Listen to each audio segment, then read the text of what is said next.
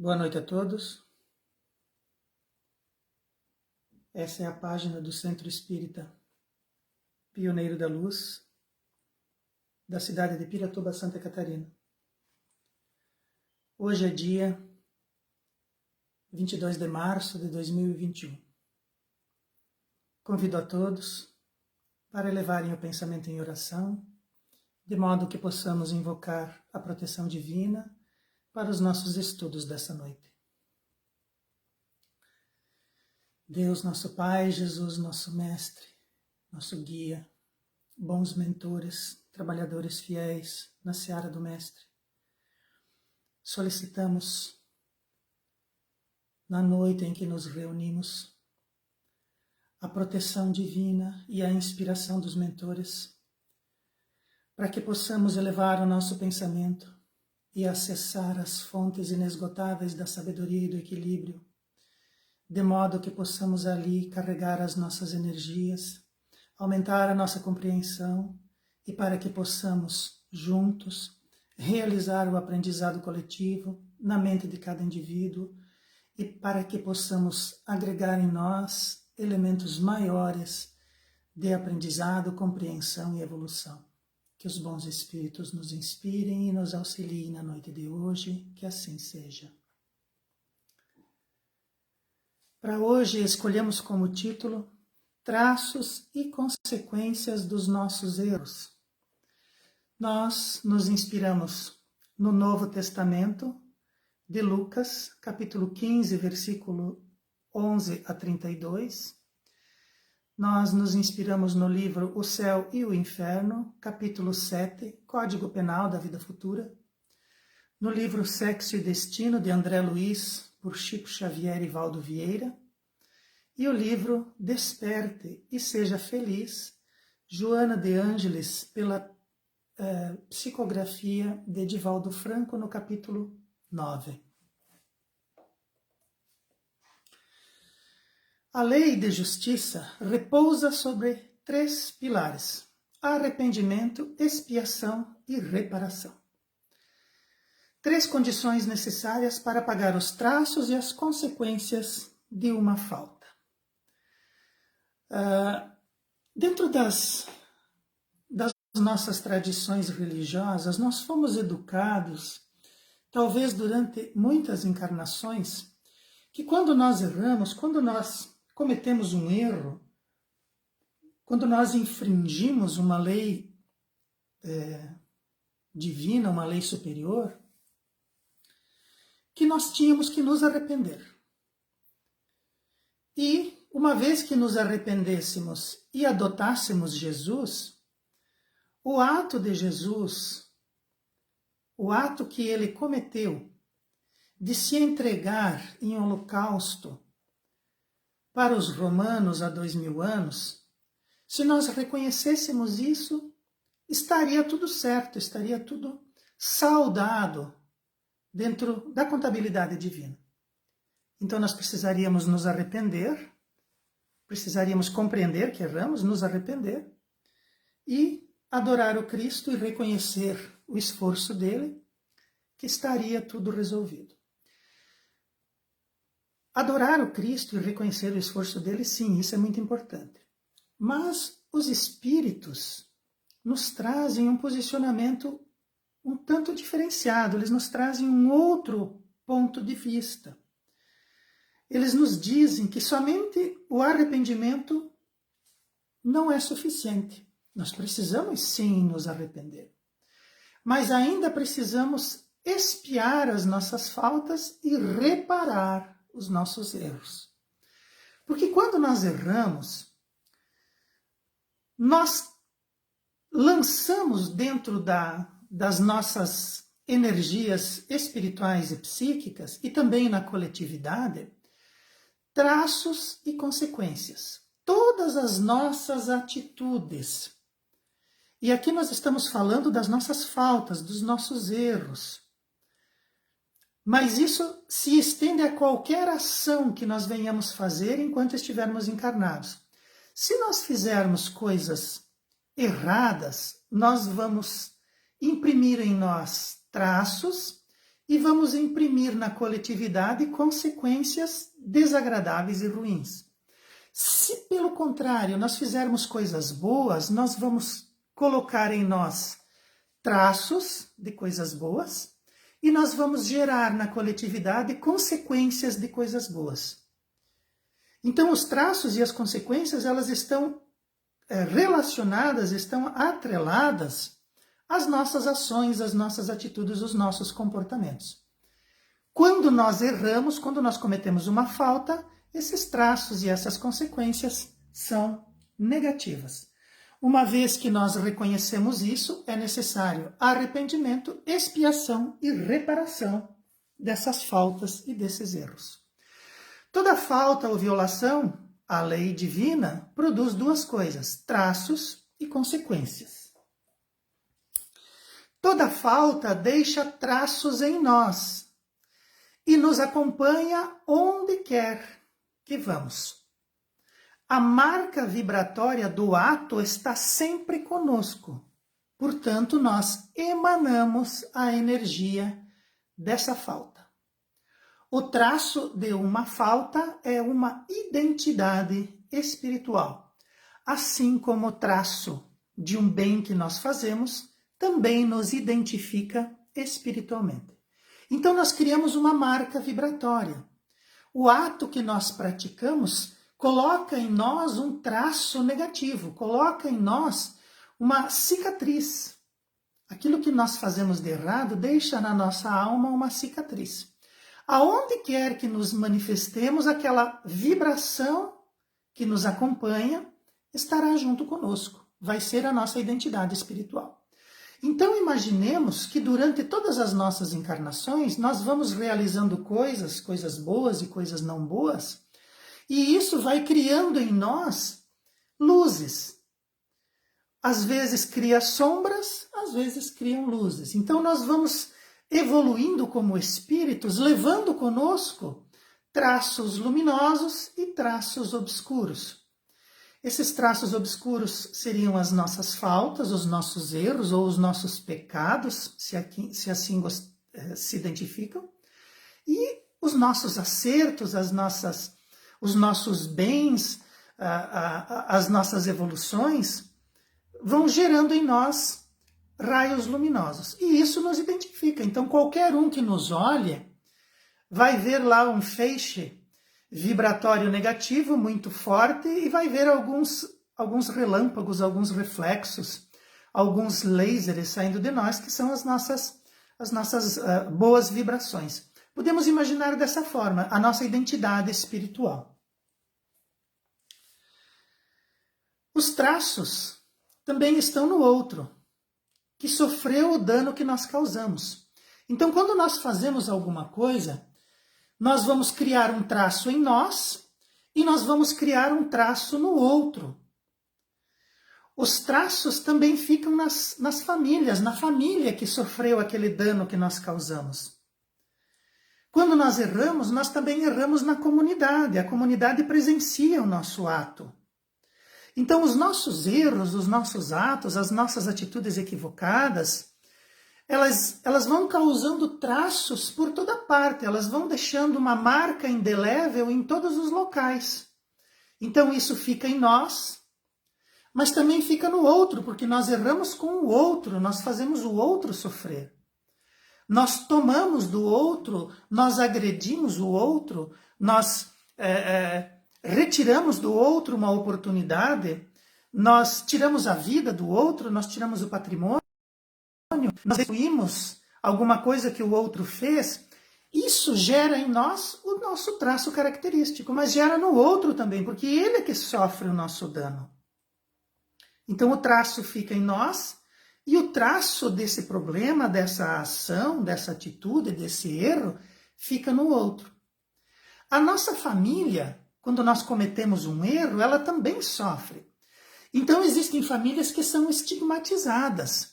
Existem famílias que, por conta de uma atitude de uma das pessoas da família, a família inteira carrega aquele estigma, aquele traço familiar daquele problema criado por um dos indivíduos. Então, a família recebe uma marca por conta de alguma atitude que nós possamos fazer. As famílias ficam conhecidas pelas atitudes dos seus membros. A comunidade também. De repente alguém diz, lá naquele bairro onde aconteceu aquilo. Então aquela comunidade também recebe um traço negativo. Quando você se identifica no seu endereço, de onde você é? Eu sou da comunidade tal. Nossa, lá é uma comunidade muito violenta. Eu vi lá que um indivíduo cometeu alguma coisa. Então a comunidade que presencia aquele ato, a comunidade que se identifica naquela condição, daquela ação que foi praticada, a comunidade também sofre um traço, ela também fica marcada. Então nós temos que ver um exemplo prático dessa atitude que deixa traços e causa danos. Então vamos ver um exemplo prático de uma ação, de uma atitude praticada por uma pessoa. Nós vamos ver o traço nela, nós vamos ver o traço na família, nós vamos ver o traço na comunidade. E esse exemplo quem nos traz é Jesus na parábola do filho pródigo. Então vamos analisar. O filho pródigo chega para o pai e diz, pai, dá a minha parte na herança que eu vou embora. Quando ele faz isso, ele imprimiu marcas. Então o filho pródigo, com a ação dele, com o desejo dele, a manifestação do desejo dele, ele imprimiu marcas no próprio pai, no seu irmão e na comunidade. E um ponto importante, um ponto que a gente precisa levar em consideração, as comunidades judaicas naquela época, quando Jesus cita a parábola do filho pródigo, as comunidades naquela época, quando um filho pedia herança para o pai, era o mesmo que esse filho estar desejando que o pai viesse a morrer. Então o filho tinha tanta ânsia em receber aquela herança que ele não espera a morte do pai, mas deseja que o pai morra para que ele receba. Então, como ele não quer matar o pai, não quer esperar o pai morrer de formas naturais, ele vai até o pai e pede a herança. Então, isso era um tabu muito grande naquela época. As comunidades encaravam os pedidos de herança dessa forma. Então, a comunidade se via ofendida, aquilo era muito grave, um filho pedir para o pai receber a sua herança. E a parábola do filho pródigo, a gente diversas vezes já viu diversas palestras, diversos estudos a respeito, ela é muito rica em significados, e nós podemos utilizar a parábola do filho pródigo na nossa noite de hoje, quando nós vamos observar os traços e as consequências dos nossos erros. Então o filho ingrato pede a herança e parte. O pai, obviamente, atende o desejo do filho, e esse filho, ao partir, ele começa a gastar tudo e cai em miséria extrema, causando em si mesmo as primeiras consequências do próprio ato. Então, quando ele pede a herança e parte, ele é pródigo, ele é gastador, ele é perdulário, e ele se entrega a todo tipo de gastança, e ele dilapida o seu patrimônio. Claro, ele não iria trabalhar e o dinheiro encontra um fim. Então, ele cai em miséria extrema. E Jesus conta que ele, sendo judeu, se encontra no fundo do seu próprio poço moral, quando ele é colocado numa região de Israel que era habitada por gregos, onde eles criavam porcos. E o contratante coloca ele a cuidar dos porcos, só que não lhe dá comida. E quando ele trata os porcos, ele tira uma parte da comida dos porcos e come. Para um judeu, isso é impensável. Tocar no porco, estar junto com ele, comer, isso é impensável. Então, o filho pródigo, sendo judeu, e estando com porcos, ele chega no lugar mais profundo da miséria humana que um judeu pode estar. Então ele chega no fundo do poço dele mesmo. E ele começa a perceber que a atitude dele é errada. Que ele, na casa do pai, ele seria melhor tratado se ele fosse um escravo. Se ele fosse um escravo na casa do pai, ele seria melhor tratado do que aquele lugar, naquela condição em que ele se encontrava. Então, o que ele faz? Ele pensa no que ele fez. Ele entende o que ele fez. Ele compreende o erro que ele cometeu. E ele se arrepende. Esse arrependimento nós depois vamos vê-lo com profundidade, porque nós temos e nos foi ensinado que arrependimento é uma coisa, mas na verdade arrependimento significa outra.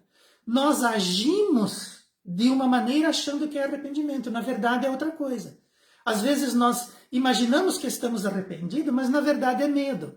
Às vezes nós imaginamos que estamos arrependidos, mas na verdade é remorso. Nós não mudamos o nosso pensamento, por isso nós não nos arrependemos. Mas o filho pródigo, na parábola, ele se arrepende. Ele começa a espiar o seu caminho e inicia a reparação. Então vamos ver. Quando ele volta arrependido, o pai o abraça e recebe o filho, apagando os traços da falta com ele. Então quando o filho volta e diz, pai, faz com que eu seja um escravo teu, porque aqui eu vou ser melhor tratado. Eu vi que eu errei. Eu vi que eu estava errado. Eu vi que eu cometi um erro. Por isso eu voltei e te peço perdão. Quando ele faz isso, o pai o recebe. O pai compreende que o filho percebeu as suas consequências e as suas inconsequências. Quando ele volta arrependido e pede perdão para o pai, ele apagou o traço nele e apagou o traço no pai. Ele se arrependeu, ele mudou o pensamento. Ele volta atrás. Ele apaga o traço nele e no pai, porque o pai o recebe. Na sequência, o pai manda matar um novilho e faz uma festa para a comunidade, celebrando a volta do filho.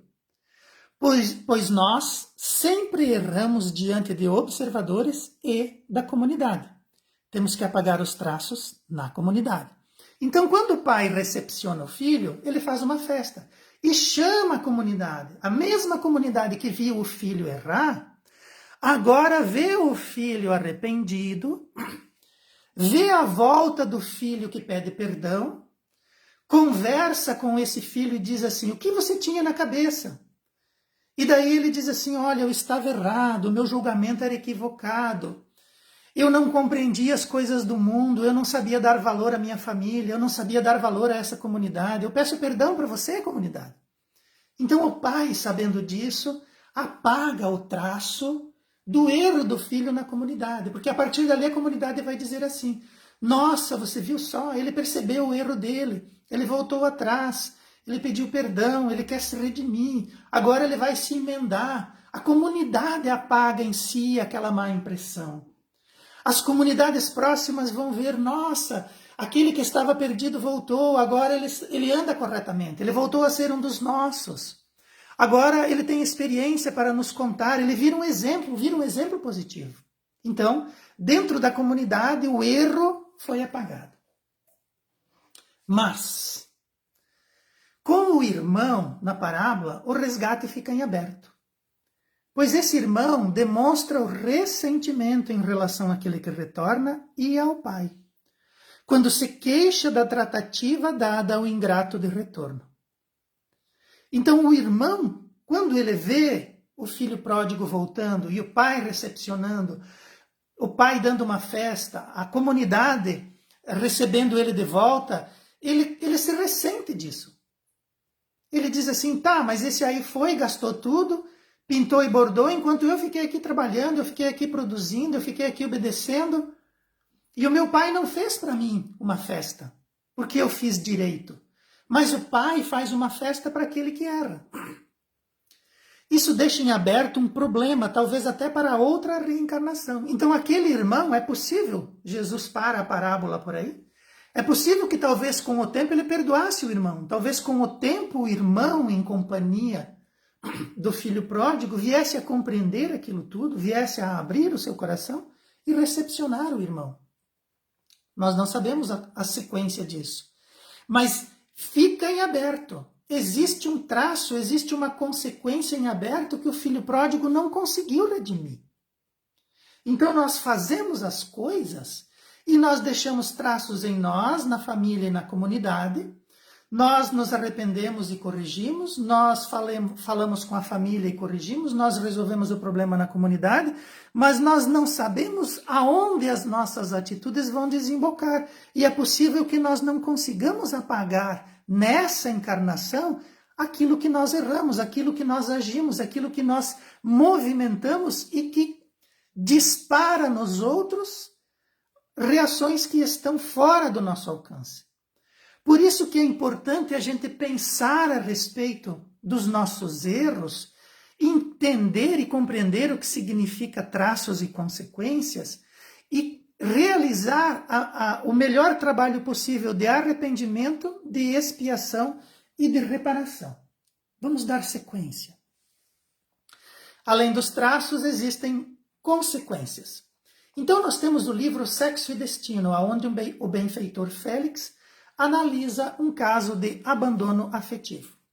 Ali existe uma menina, o nome dela é Marita. Ela está apaixonada por Gilberto e ela sofre uma dura desventura quando Gilberto auxilia o padrasto dessa jovem a forçar um encontro com ela, onde ocorre um incesto. Então o que acontece? A menina se apaixona por Gilberto. O padrasto da menina sente por ela um desejo muito forte e deseja se aproximar dela, deseja manter uma relação intensa com ela. O padrasto dessa menina convence esse jovem a marcar com ela um encontro. Paga para ele, diz assim, eu vou te pagar e você diz que quer se encontrar com ela, mas quem vai lá no local sou eu. A jovem vai, chega lá, encontra o padrasto, ele já tinha tomado algumas iniciativas com ela, ela tenta fugir, mas ele a agarra e a força. Quando isso acontece, o benfeitor adverte. Daqui para frente, tudo que essa pessoa cometer de erros na questão afetiva, esses indivíduos serão corresponsáveis. Então, os traços, as ações, as atitudes, os erros que nós fazemos, escapam das nossas mãos as consequências que isso vai gerar lá na frente, na outra pessoa. Então essa atitude desse padrasto com esse rapaz agindo em conluio para causar um mal muito grande a essa menina, com certeza vai gerar nela consequências. Advirão desse ato muitas consequências infelizes. Sugiro que leia um livro, porque ele é muito bom. Vou dar mais um spot. A menina, na sequência, fica tão atordoada que ela tenta suicídio. Então, dentro dessas circunstâncias, se ela comete um suicídio e se ela consegue realizar esse suicídio, tanto o Gilberto como o padrasto da menina seriam corresponsáveis no desencarne dela. Tudo que viesse a acontecer, todos os erros que ela viesse a cometer, todos os equívocos que ela viesse a cometer na questão afetiva, eles teriam responsabilidade coerente junto com ela. Porque eles provocaram nela um desequilíbrio muito grande. A ação deles surtiu nela consequências terríveis, deixou nela traços terríveis. Como que isso vai ser corrigido pela espiritualidade? Como Deus, na sua infinita misericórdia, saberia resolver situações desse quilate, dessa ordem? Vamos pensar. As consequências da falta são imprevisíveis ao infrator. Então, aquilo que nós fazemos deixa traços em nós. Mas as consequências disso no outro são imprevisíveis. Ele comete o ato, mas não sabe as consequências daquilo no ato do outro, pois lhe escapam. Então nós fazemos coisas e, com base naquilo que nós fazemos, com base no exemplo que estamos dando, outras pessoas vão traçar os seus atos, levando o nosso como inspiração. Então, aquilo que nós fazemos é imprevisível no ato do outro, mas vem na nossa responsabilidade. Por isso que a gente tem que prestar muita atenção e somente interferir levando coisas boas. Quando as pessoas estão cometendo lá, vivendo as suas vidas, tentando resolver os seus problemas, realizando lá suas experiências evolutivas, nós temos que ter cuidado, muito cuidado quando nós interferimos. Porque é possível que nós façamos uma interferência e isso escape da nossa alçada e gere consequências desagradáveis naquilo que representa a responsabilidade e o livre-arbítrio do outro. E a mesma falta pode ter consequências absurdamente diversas devido aos desdobramentos de cada caso. Então nós não temos como avaliar até onde o nosso ato vai influenciar o ato do outro. Eu lembro aqui de uma história de uma determinada comunidade aonde um cidadão lá se envolveu em alguma coisa e uma determinada pessoa da comunidade religiosa que ele frequentava, sem saber de toda a história, começou a contar, emendando, aumentando a história, começou a disparar dentro da comunidade, começou a contar dentro da comunidade o que tinha acontecido com ele, mas viajou ali na sua imaginação e causou problemas sérios na vida familiar, na vida afetiva, na vida espiritual daquele indivíduo. Depois, na vida amorosa, inclusive. Depois, mais tarde, se elucidou aquela situação. A mulher viu que ela realmente tinha invadido a seara alheia. As pessoas cobraram dela. Ah, mas como que você diz que era assim e no fundo não era? E ela teve que se explicar também dentro da comunidade e ela procura o pastor da igreja. Olha, eu realmente cometi um erro lá, eu agora estou arrependida, gostaria de corrigir. E o pastor diz assim, mas nós precisamos verificar isso aí. Você tem travesseiro de pena? Tenho. Então você pega lá e vem aqui na igreja, nós vamos subir em cima da igreja e vamos realizar uma experiência. A mulher corre em casa, pensando que teria uma solução, e sobe na igreja com o pastor. Lá de cima da torre, o pastor rasga o travesseiro e diz para a mulher, agora jogue todas essas penas ao vento. A mulher joga. E daí ele diz assim, o que você fez quando você falou é o mesmo que você está fazendo agora. Você jogou ao vento um monte de penas. Agora você diz que quer corrigir, então você faz o seguinte, você desce lá embaixo e cata todas essas penas que você espalhou. A mulher disse, mas isso é impossível, não tem como eu fazer isso. Aí o pastor disse, pois é.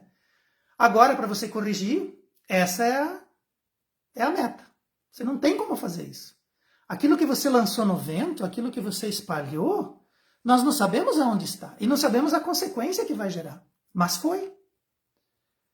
E agora não tem como a gente ir lá e catar isso. Não tem como ir lá e restituir novamente esse travesseiro, recolhendo todas as penas que nós espalhamos. Não há como.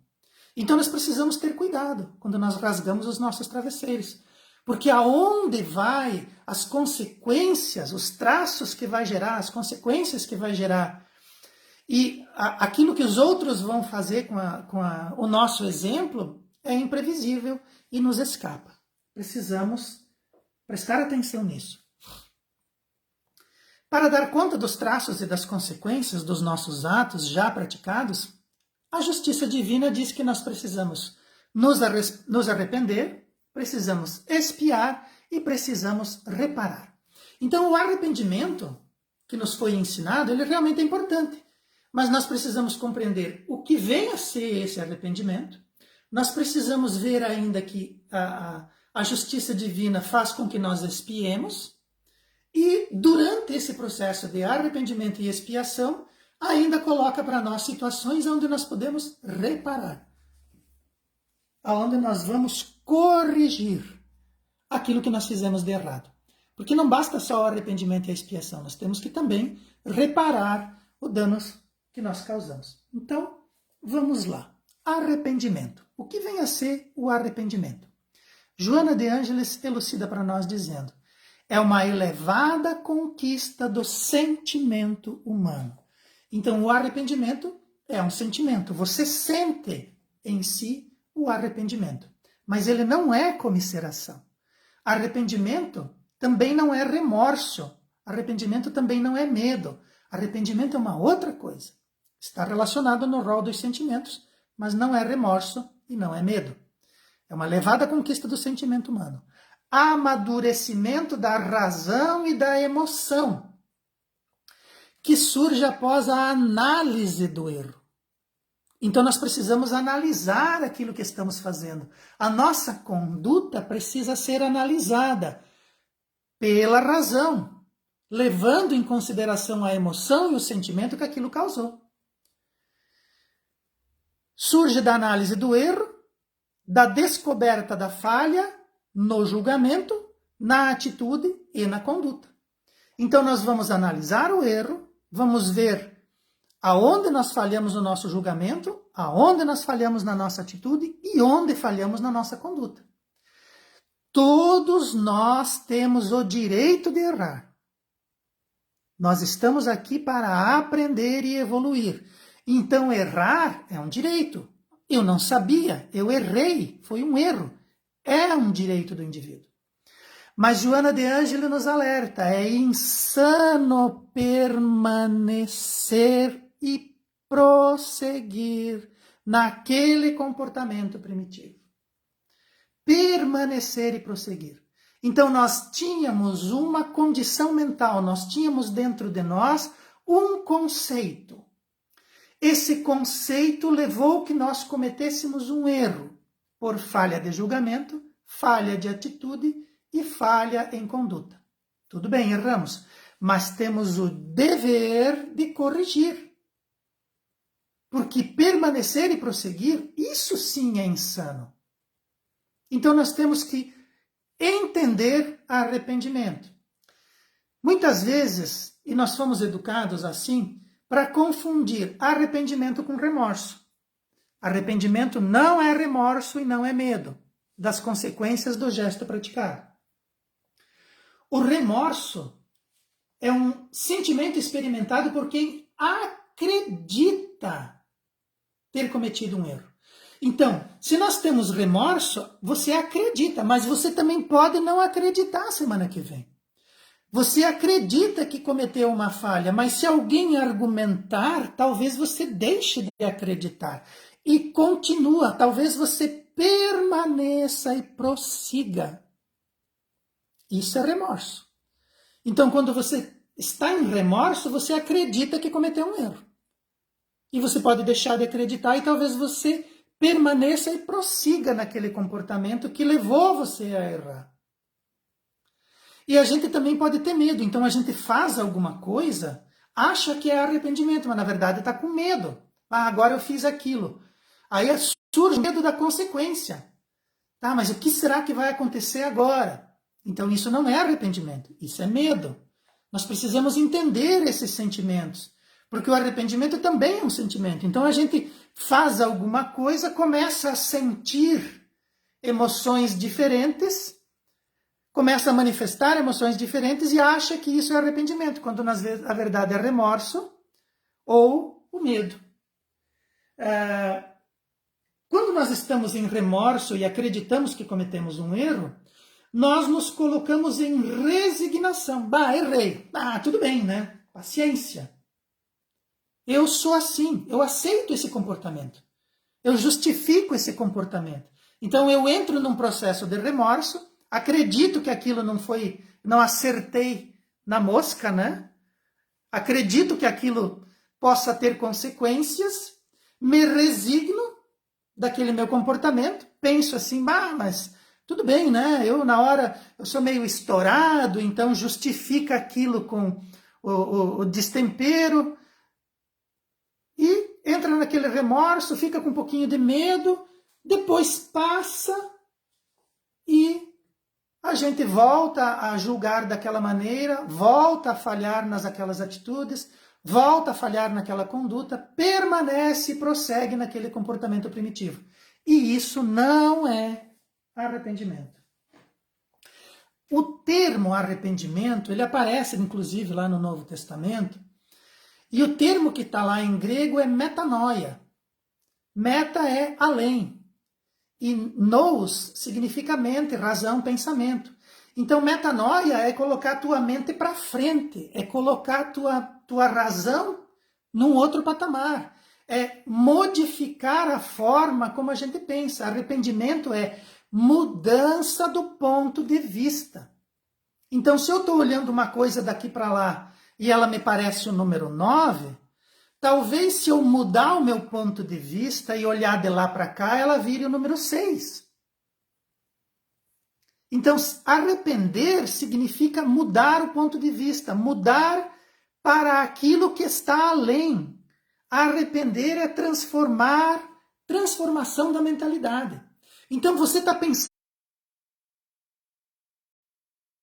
hoje assim. Amanhã você vai pensar diferente. Ou você pensa assim e acha que domina todo o conceito. Daqui a pouco você começa a perceber que o teu conceito está limitado, o teu conceito está equivocado, o teu conceito está incompleto. Você aumenta o teu conceito, você transforma aquela mentalidade. Você muda o teu ponto de vista, você abrange mais e você arrepende, você muda o teu jeito de pensar. Verdadeiramente arrependido é quando muda a mentalidade que gerou aquele fato. Arrependimento é mudança de mentalidade, de paradigma mental. Então, se a gente age, se a gente trabalha, se a gente peca, e pecado também tem um outro significado que nós vamos ver. Se a gente peca, se a gente erra, se a gente se equivoca porque a gente não conhece tudo, a gente tem que mudar a nossa mentalidade para que a gente não erre mais. Isso é arrependimento. Mudança de mentalidade para que a gente não erre mais. André Luiz, no livro Nosso Lar, traz para nós a realidade espiritual. Em determinado momento ele fala do umbral. E nós temos mentalmente, criamos mentalmente que o umbral é um lugar terrível, as feições do inferno, onde as pessoas... E a explicação que André Luiz dá é diferente. Ele diz que é aquela região que o espírito vai para desgastar o pensamento, para mudar a mentalidade. Então, se nós observarmos essa definição que André Luiz nos traz, nós vamos para as regiões de sofrimento dentro da realidade espiritual por causa da forma como nós pensamos. Então, o que nos leva para o umbral é a nossa mentalidade. O que nos leva a sofrer na realidade espiritual é como nós pensamos. É as energias que nós movimentamos nas nossas atitudes e nas nossas ações. E na força que nós fazemos para manter aquele pensamento sem alteração. Nos recusando a vê-lo de forma diferente. Nos recusando a trabalhar aquele pensamento de outra forma. Então nós vamos para o umbral por causa da maneira como pensamos. E ficamos lá até que a nossa realidade de desejos espirituais, de mentalidade, de poder evolutivo, de desejos, se cansa e nós realmente abandonamos aquele local porque deixamos de pensar daquela forma. A mentalidade fundamenta a ação. Então, como nós pensamos, nós agimos. Se nós mudamos a nossa mentalidade, se nós mudamos os nossos paradigmas mentais, nós vamos mudar as nossas ações. O Espiritismo é uma obra renovadora do homem e de seus paradigmas. O Espiritismo nos auxilia. Os espíritos vêm para nós e dizem assim, não é só arrepender, porque aqui nós estamos só mudando o pensamento. Mas e os traços e as consequências daquilo que nós fizemos? Nós ainda não chegamos lá. O Espiritismo está apenas dizendo para nós assim, olha, você faz coisas que deixam traços e consequências. E para você resolver esses traços e essas consequências, você precisa arrepender, mudar a forma como você pensa. Você precisa expiar, que nós vamos ver na sequência, e você precisa reparar. Aí sim, quando nós fizermos isso, nós estaremos cumprindo todos os rituais para a retificação dos nossos erros e nós estaremos entrando, enfim, em equilíbrio. E os espíritos também dizem para nós, o progresso moral segue o progresso intelectual mesmo, que não imediatamente. Então, quando nós estudamos, quando nós aprendemos, quando nós aumentamos a nossa bagagem mental e intelectual, nós gradativamente vamos gerando em nós um progresso, e esse progresso intelectual devagarinho vai arrastando para nós o progresso moral. Então eu vou desenvolvendo a minha intelectualidade, vou compreendendo o meu aspecto evolutivo e a minha mente e aonde que essa mentalidade fundamenta a minha ação. A partir daí eu vou mudando, vou arrependendo e eu vou trazendo o meu avanço moral junto com o meu avanço intelectual. Por isso que o Espiritismo, sendo mais profundo e mais abrangente, nos auxilia nesse processo. O arrependimento é sair do círculo vicioso das vinganças e da repetição das falhas. Então nós ficamos repetindo falhas. Nós ficamos ali repetindo. Por que eu repito? Porque eu continuo pensando daquela forma. Por que eu continuo agredindo as pessoas? Porque eu acho que isso é válido, porque eu acho que isso é correto. Eu ainda dentro de mim vejo uma virtude em agredir as pessoas. Quando eu mudar o meu pensamento, quando eu me arrepender, mudar o meu pensamento, metanoia, mudei, eu paro de fazer isso, eu paro de repetir as falhas. Então a gente tem que se analisar e se arrepender e parar de repetir falhas. Começar a pensar diferente para fazer novas falhas, aquelas que a gente ainda não aprendeu. Se o arrependimento não for completo, não há garantias de que nós não cometeremos o mesmo erro. Então, se eu não me arrependo completamente, se eu não mudo completamente a minha atitude em relação às minhas ações, não existe garantias de que eu não vá cometer aquele erro novamente. É possível que eu erre de novo, porque eu ainda carrego comigo aquele pensamento que faz com que eu erre. Então eu preciso compreender. Se é um erro, eu preciso entender que é um erro. Colocar para mim mesmo, falar em voz alta, você está errando, fulano de tal. Mim mesmo, estou errando. Para com isso, isso é erro, você está equivocado. Existem falhas nesse teu comportamento. Se eu não agir assim, eu continuo cometendo erros. O arrependimento, assim, é a base da justiça divina. E a base da justiça divina é a mudança da mentalidade. Arrepender, metanoia. Mudança de perspectiva, de visão, pois sem essa mudança, a falta vai voltar a se repetir. Então eu só vou parar de errar se eu mudar a forma como eu penso. Então, a divindade, Deus, na sua infinita sabedoria, coloca para nós que enquanto nós não mudarmos a nossa mentalidade, nós não nos arrependemos. E se eu não me arrependo, eu continuo errando. Se eu não mudo a minha forma de pensar, é possível que eu erre novamente. Bom, me arrependi. Agora eu tenho que começar a expiar. É da lei, ação e reação. O que significa expiação? É a ação compensatória do erro. Então, eu vou ter que agir de uma forma tal que eu compense dentro de mim a culpa que eu sinto do erro que eu cometi. Expiação é o cerne da pedagogia divina, porque ela te coloca no lugar daquele que você feriu. Então, se nós, num passado remoto, éramos um senhor de escravos, dentro da pedagogia divina, talvez eu precise vir, talvez eu peça na minha programação evolutiva para vir na condição de escravo. Não significa que vai ser assim. É um exemplo que nós estamos dando. Talvez a pessoa pode vir não como um líder, não como um dono de escravos, mas como um líder comunitário que trata da libertação dos escravos.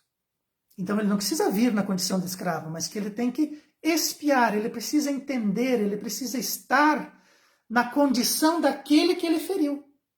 Ele precisa tomar o lugar dele. Ele precisa entrar naquela condição, ele precisa expiar. Expiação coloca você na posição que você não observou antes de agir, porque se tivesse observado, você não faria. Expiação te coloca na posição frágil de receber a grande lição. Então, os indivíduos precisam expiar as suas faltas, e quando nós não trabalhamos dentro de nós essa pedagogia, quando nós não compreendemos o nosso erro, quando nós não avançamos nessa compreensão, quando nós não procuramos trabalhar o nosso pensamento através do arrependimento, é possível que a espiritualidade nos coloque na posição de fragilidade, troque de lugar, nos coloque na condição daquele que nós ferimos.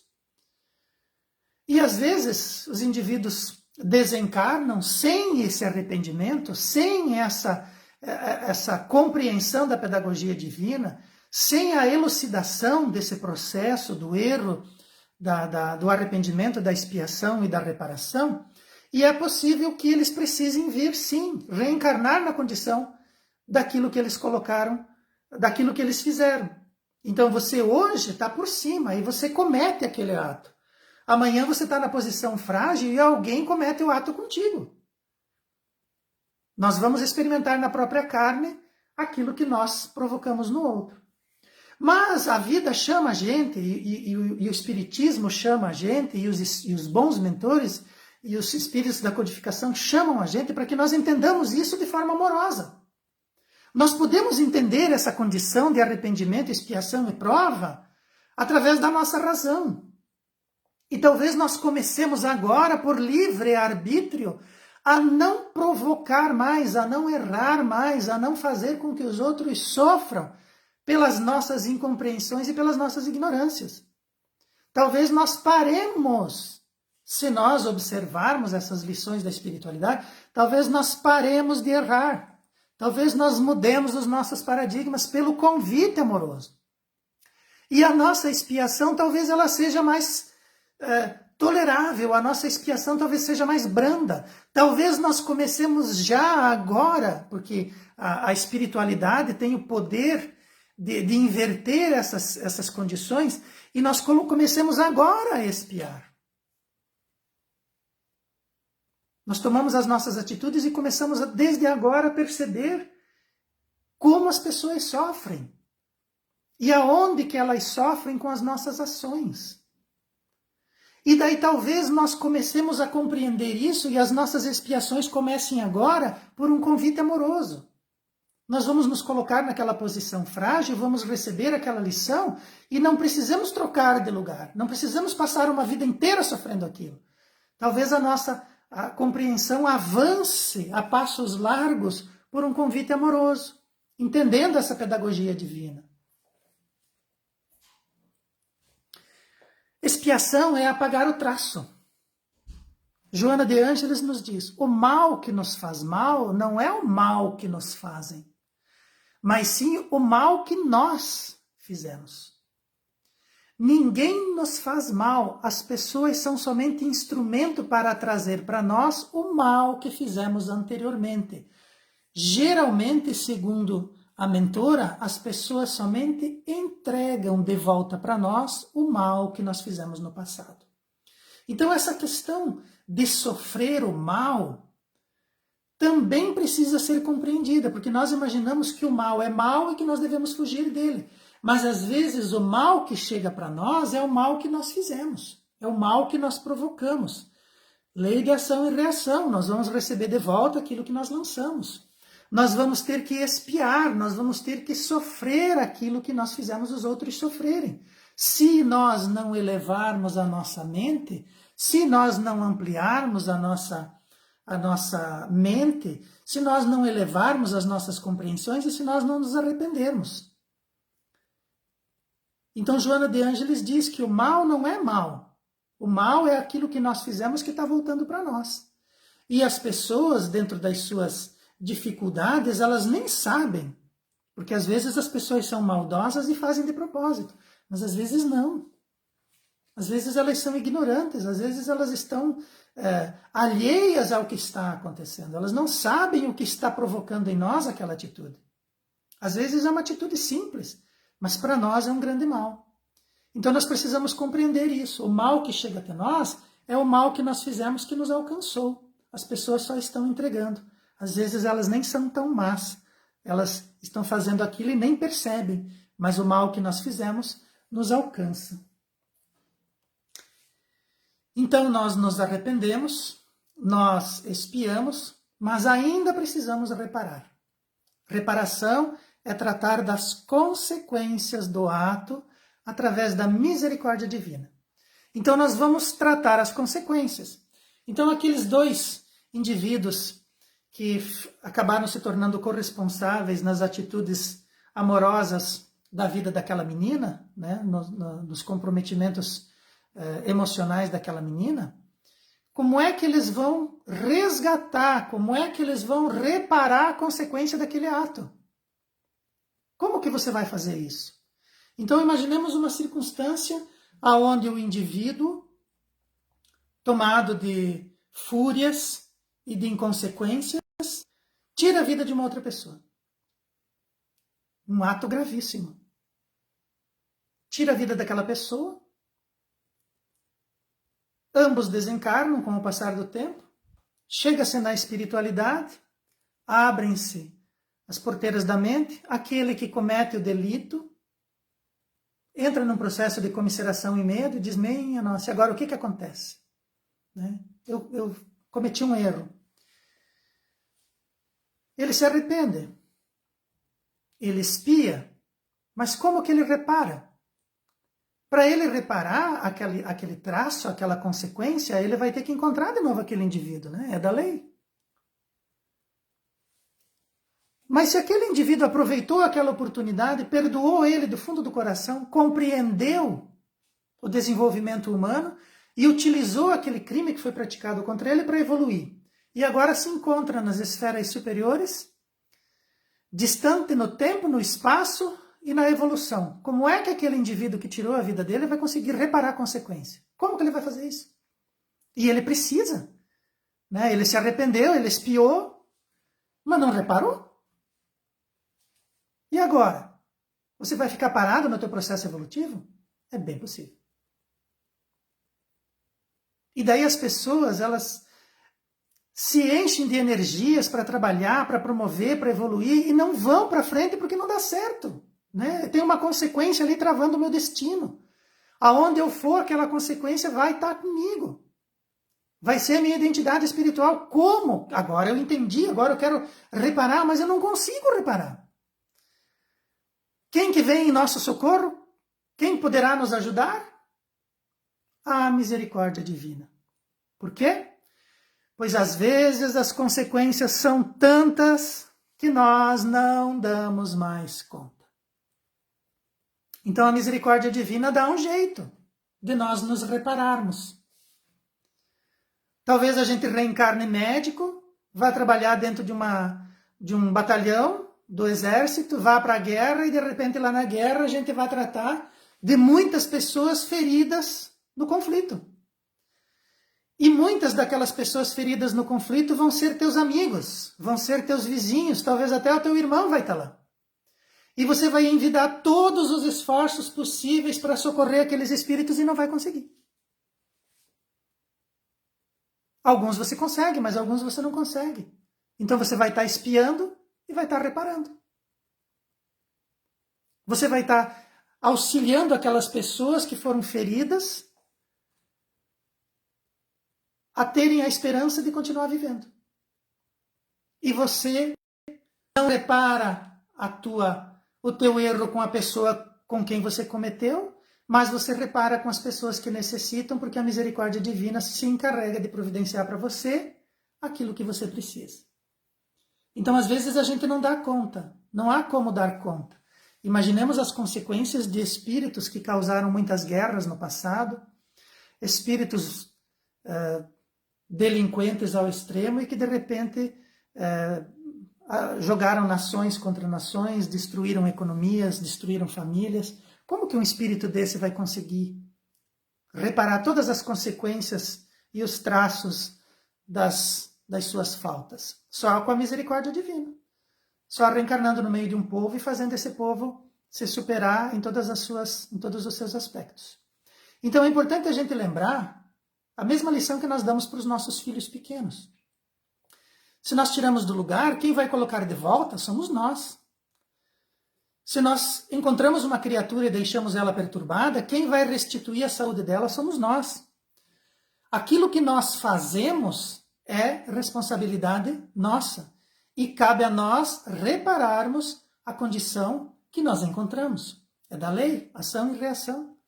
Então todas as nossas ações, todas as nossas atitudes, todos os nossos comportamentos, as nossas mentalidades vão gerar traços e consequências. Para que nós cuidemos disso, para que nós restituamos aquilo que nós delinquimos, é necessário arrependimento, mudança de mentalidade, expiação, entrar na condição daquele que sofre e reparar, utilizando a misericórdia divina em nosso favor, naquilo que a misericórdia divina nos proporciona. Por isso que não devemos reclamar daquilo que chega até nós, das consequências que nos atingem, não devemos reclamar, porque aquilo pode estar sendo encaminhado pela misericórdia divina para que nós reparemos erros e equívocos do nosso passado. Devemos pensar assim. O encontro com o equilíbrio, que é isso que nós buscamos, é uma longa marcha pela anulação dos equívocos já praticados, bem como construção de novas verdades redentoras. Então nós precisamos, para encontrar o equilíbrio, precisamos realizar uma longa marcha de anulação daquilo que nós nos equivocamos no passado e construir novas verdades redentoras para que nós nos assentemos em locais saudáveis e equilibrados em nosso futuro. Era sobre isso que gostaria de falar hoje. Esse assunto é muito extenso.